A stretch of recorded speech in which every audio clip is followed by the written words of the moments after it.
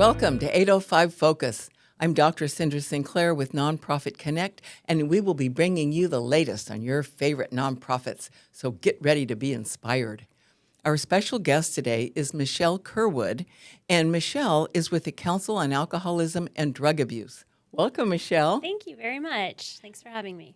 Oh, you folks are doing such important work with our families and our youth, and so I'm really eager to hear what's happening these days, especially with programs and all. Yeah, so I am the Director of Youth Treatment Services at CADA, and I oversee our 3 Daniel Bryant Youth and Family Centers. And so we have one in Santa Barbara, one in Santa Maria, and one in Lompoc, and all 3 are a hub of support for youth experiencing substance use disorders, early intervention services, parent support, mental health issues, and kind of a diversion program.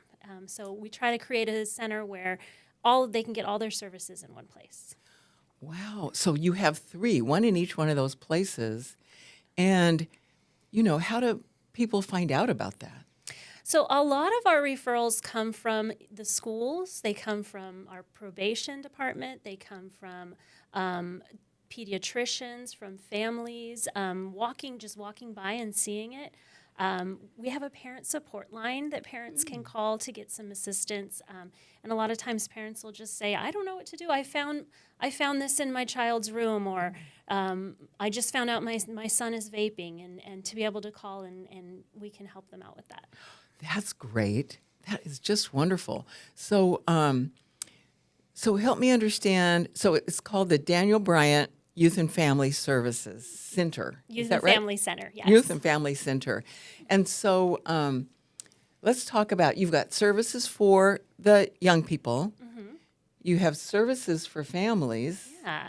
And so maybe talk a little bit more about what kind of services you have. Yeah, I mean, when youth are dealing with trying out substances with substance use disorders, it isn't as effective unless we include the family. Mm-hmm. And so we have parent support groups ongoing regularly for both our parents whose children are in our services and those who are from the community that might just need that support.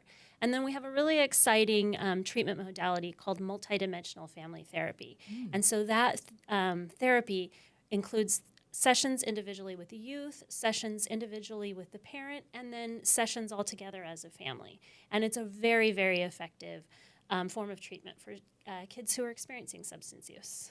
That is great. So I just want to, make sure I get this right. So are they therapists that work with the families and also with the youth? Correct. Yeah, and it's the same therapist working with each of the different dimensions of the family. And so the therapist then, depending on the circumstances, would work with the youth by him or herself, and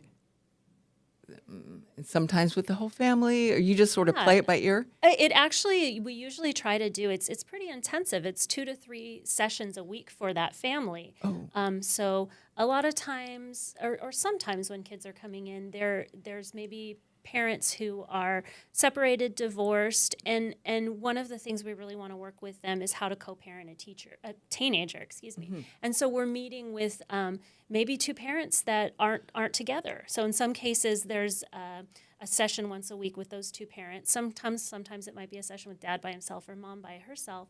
And then we're bringing them together as a family as well. So you're kind of helping the teenager decide, this is what we're going to get ready for in family session, helping the parents decide this is what we're going to get ready for family session, and then bringing them together in that same week. Okay, so you said 2 to 3 sessions a week. Yeah. So how many weeks, do they commit to a certain program, a certain number of weeks? We usually 4 to 6 months. So although it's intensive, it's a little shorter than some of our other interventions.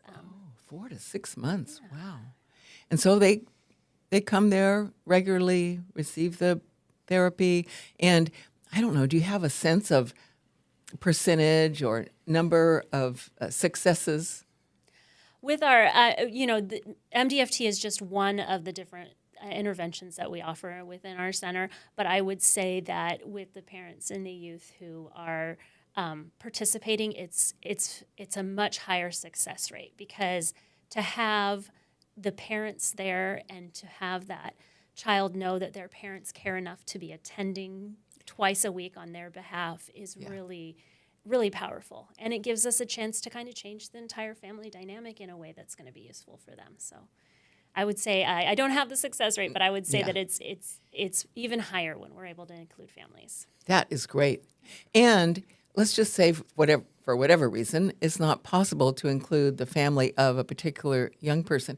Can that young person come by themselves? Of course, yeah. So, I mean, the MDFT is probably less than 25% of the kids that we have in our center. And the other ones are participating in our group and individual counseling and therapy sessions.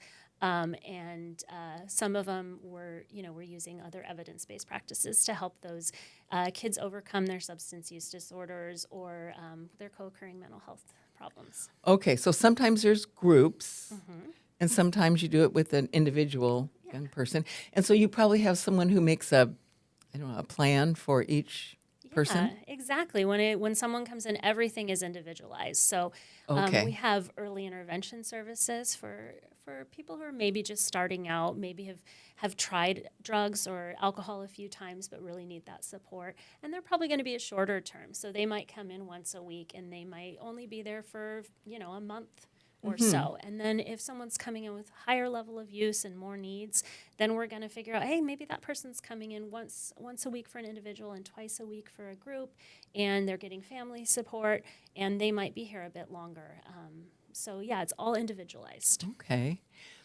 Is there anything, prevention-wise? Let's say a parent is worried, oh my gosh, my child is getting to that age when, a lot of kids experiment. So do you have any kind of prevention?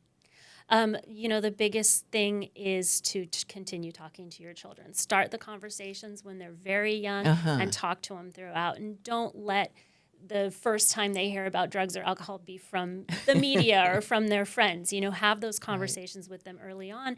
And then also know that they're watching, our behavior too. And if there's substance use in your community or your family, having that conversation with them about, what responsible use is and what it isn't. That is just excellent advice. Yeah, I can see that would be important. So, so once again, let's say somebody's listening to this and they think, oh gosh, I really want to get my child into this program. They could go on your website, they could call you, they could ask questions like, what should I expect? Absolutely. So, our website is cadasb.org, CADASB as in Santa Barbara.org. And all your answers should be there, but there's our email addresses, our phone numbers, and, just an email or a phone call to say, this is what I'm doing, what do I do from here, and we can get you to the right person. Yeah. And so CADA is a nonprofit, a 501c3. And so while they're on the website, I bet you have a donate now button. A person could make a financial donation. Absolutely. Yes, that would be very much appreciated. Our services are free to everyone in the community, regardless of ability to pay. And so we're always looking for funders to help support our scholarships so that people do not have to pay for our services. So do some people pay or nobody pays? For our youth programs, nobody pays. We take Medi-Cal and private insurance, so we will bill those services, but there is no out-of-pocket costs. Wow, that is amazing.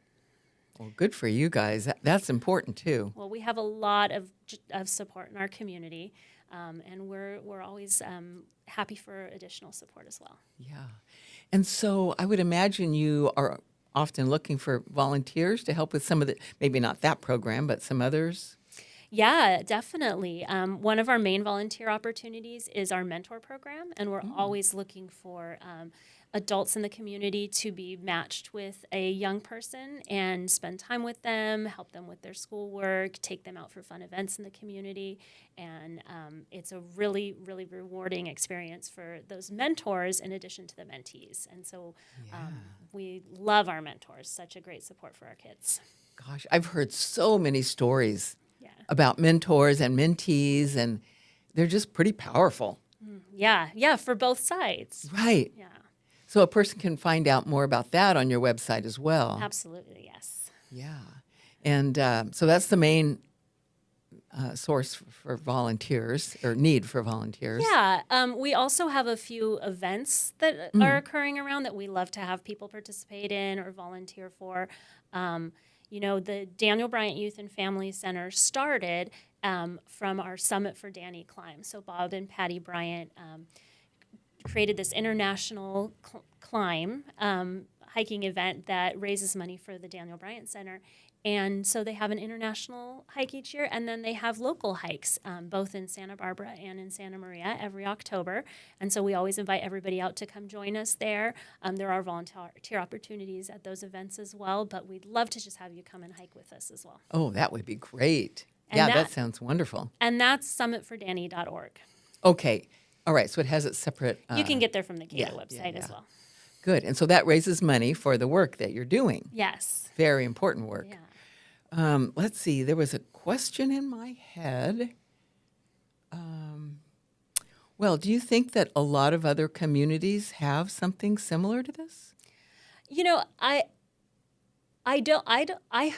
I think we are very unique. I think we have an amazing program, Yeah. and the ability to have so many different services in one spot is very special as well.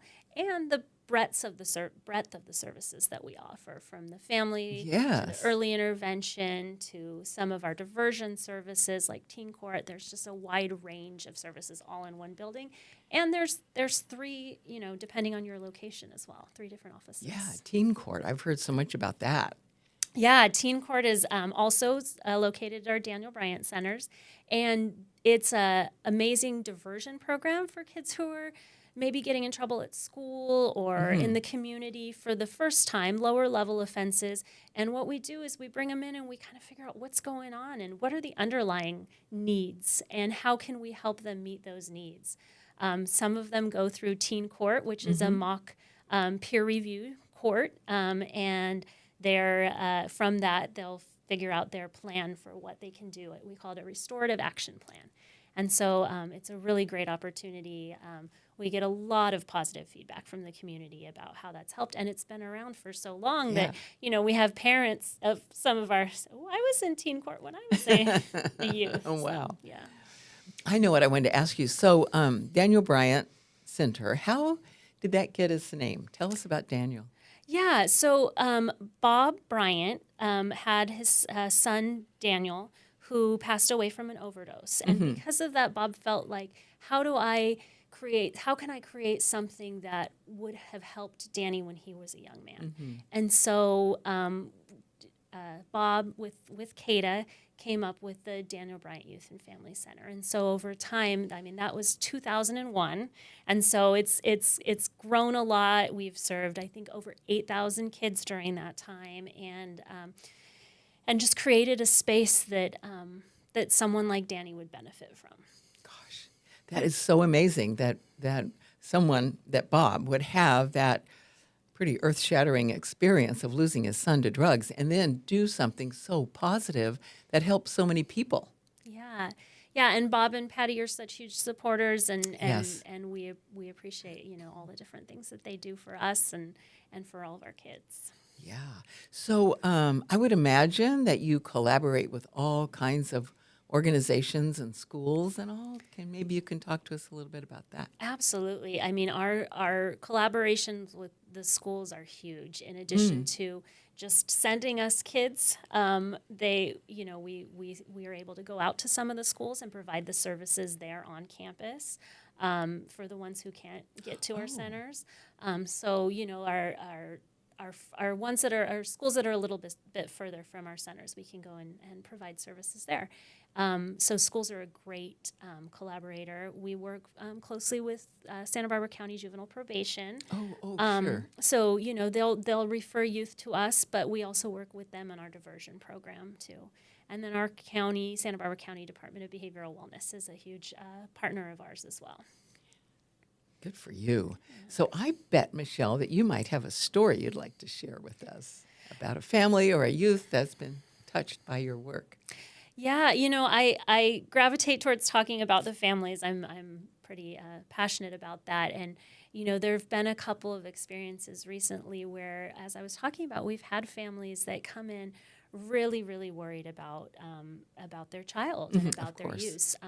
Fentanyl is on the rise. We're seeing a lot of opioid use in our North County services, especially. Parents coming in and just saying, I don't know what to do. I'm throwing my hands up.